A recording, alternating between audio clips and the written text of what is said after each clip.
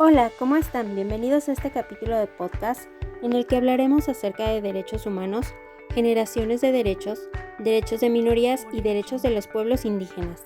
También identificaremos a qué generación de los derechos humanos pertenece el artículo 3 de la Constitución Política de los Estados Unidos Mexicanos.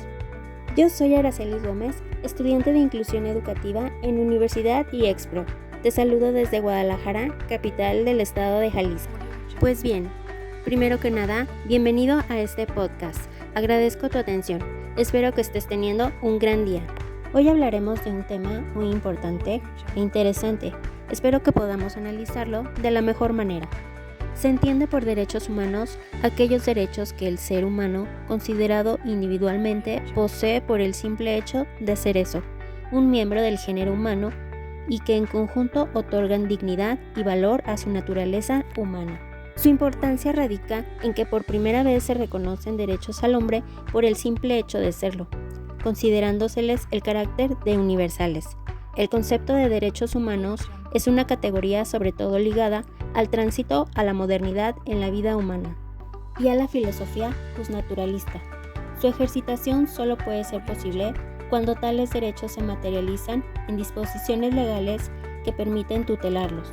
El concepto es un concepto histórico y por lo mismo sus contenidos han ido cambiando en un sentido acumulativo a partir de la aparición del Estado-nación moderno. De ahí que se hable de varias generaciones de derechos. Los derechos de primera generación son sobre todo derechos civiles y políticos, que se relacionan con las atribuciones del individuo para disfrutar de la vida: la propiedad, la libertad, la igualdad, la seguridad, la capacidad para expresar su opinión, organizarse políticamente, designar a sus gobernantes por medio del voto, entre otros. Ahora hablemos de los derechos de segunda generación, llamados también de participación y muy relacionados con los primeros en su creación histórica: la libertad de expresión, la libertad de religión, de prensa, de asociación y sobre todo el derecho al sufragio, que permite reconocer el poder del ciudadano organizado para darse su propia forma de gobierno, la soberanía en el más alto sentido del término. Estos dos tipos de derechos corresponden con el llamado Estado en libertad de derecho, que predominó de los siglos XVIII a principios del siglo XX. Una tercera generación de derechos comprende los derechos sociales, económicos y culturales, y están sobre todo relacionados con la necesidad de las sociedades de establecer controles y barreras a la expansión de un capitalismo voraz, que destruía a las clases obreras y campesinas.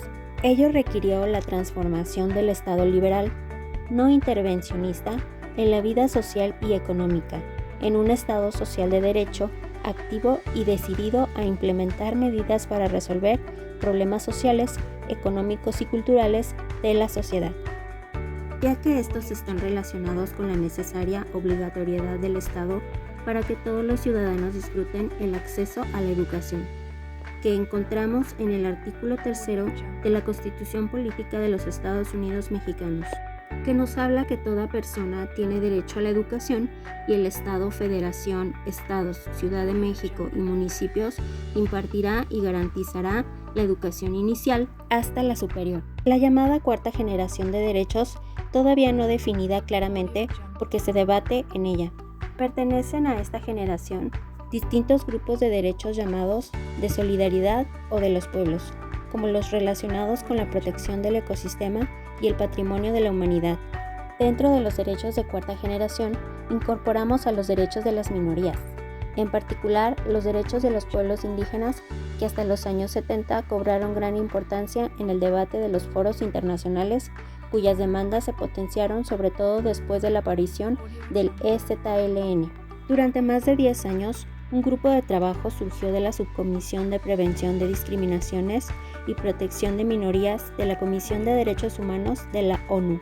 Discutió los términos de una propuesta de declaración sobre los derechos de los pueblos indios, que finalmente fue consensada. La creación del Consejo de Derechos Humanos a principios del año 2006 por parte de las Naciones Unidas, que constituye a la comisión del mismo nombre, le dio mayor jerarquía en el orden internacional al tema de los derechos humanos.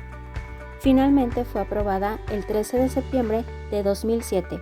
Con ella, el paso para el reconocimiento de los derechos de los pueblos indios en los estados nacionales.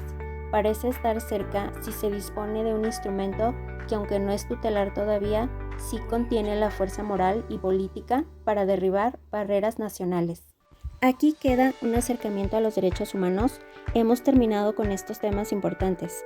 Soy Araceli Gómez, estudiante de Inclusión Educativa. Sin más por el momento me despido. Hasta la próxima.